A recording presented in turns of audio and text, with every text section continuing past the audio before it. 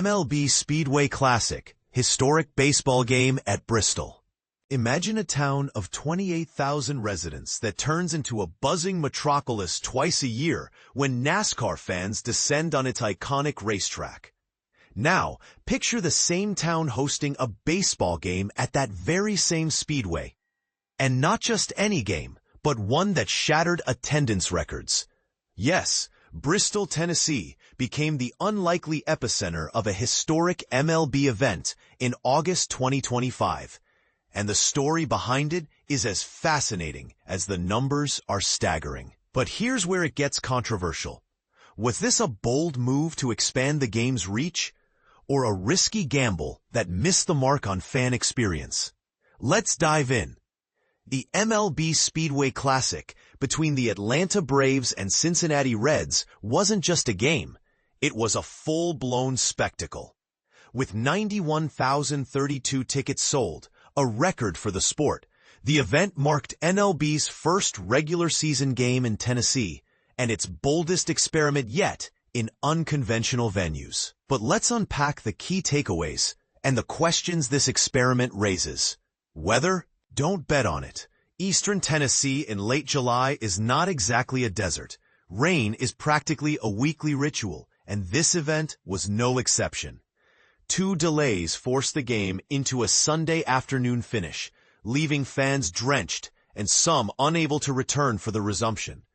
As one attendee joked, "We came for baseball, but we got a weather report instead." The lesson? Hosting a high-stakes event in a region prone to summer storms is, well, risky. But was MLB's timing a strategic misstep, or is this just the cost of playing in a unique location? MLB's jewel events, bigger, bolder, but why?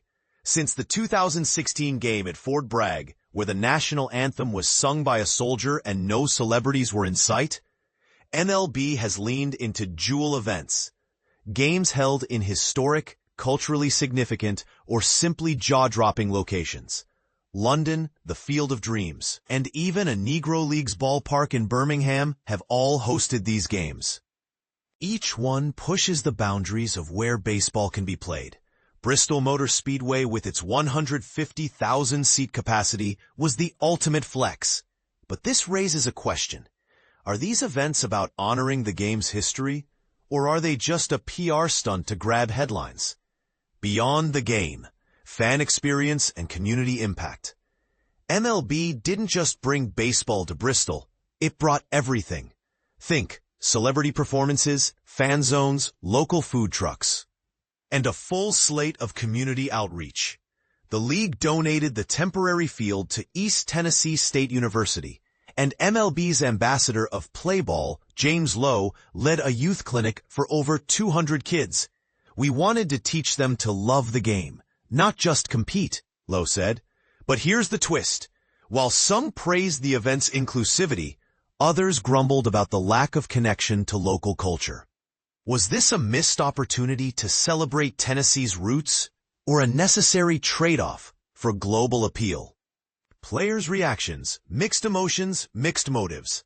Not all players were thrilled to trade their regular routines for a racetrack. Reds manager Terry Francona admitted some of his team was grumbling about the trip. "If it's good for the game, we smile and do it," he said. Meanwhile, Braves' Matt Olson was all in. "Hitting a ball onto a racetrack? That's wild. I can't believe they did this for one game." The contrast highlights a deeper issue. Are these events more for the league's brand than the players' enjoyment? The seating saga. Why so many empty seats? Despite the record ticket sales, fans noticed something odd. Huge sections of the seating bowl were covered in colorful tarps. Why? Simply put, those seats couldn't see the field.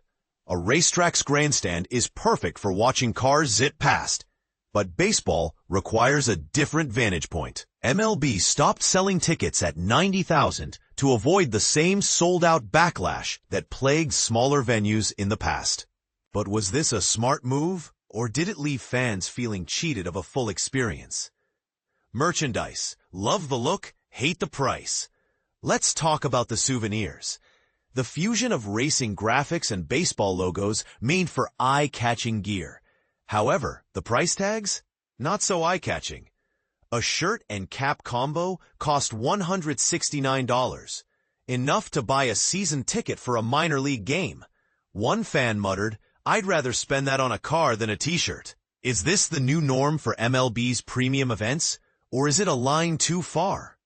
The Appalachian League, a hidden gem in peril.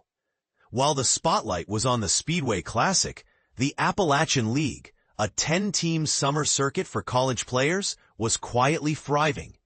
Though it's no longer affiliated with MLB, its community-driven spirit remains. After the league's championship game, fans in Bluefield erupted in celebration, proving that passion for the game isn't just about money. But with no future in the affiliated minors, will this league and the communities that cherish it fade into obscurity? The bigger picture. Who benefits? Here's the most important takeaway. These jewel games aren't just about bringing baseball to new places. They're about bringing people to those places. For weeks, MLB fans flocked to Bristol, sampling local food, attending Appy League games, and soaking in the Appalachian charm. As Braves manager Brian Snitker put it, "This league, Appy, is special. I'm sorry we don't have it for our young players anymore." So was the real win for MLB, or for the fans who got to experience a town that's often labeled flyover country? Final thoughts. Is this the future of baseball? The Speedway Classic was a masterclass in risk-taking and spectacle. But it also left questions unanswered. Can MLB balance innovation with tradition? Are these events sustainable, or are they just one-off spectacles? And most importantly, are we missing the bigger picture by focusing on the game itself instead of the communities it touches? What do you think? Should MLB keep pushing the envelope with events like this, or is it time to refocus on the fundamentals? Drop your thoughts in the comments below, and let's debate this one. After all, that's what baseball's all about, right?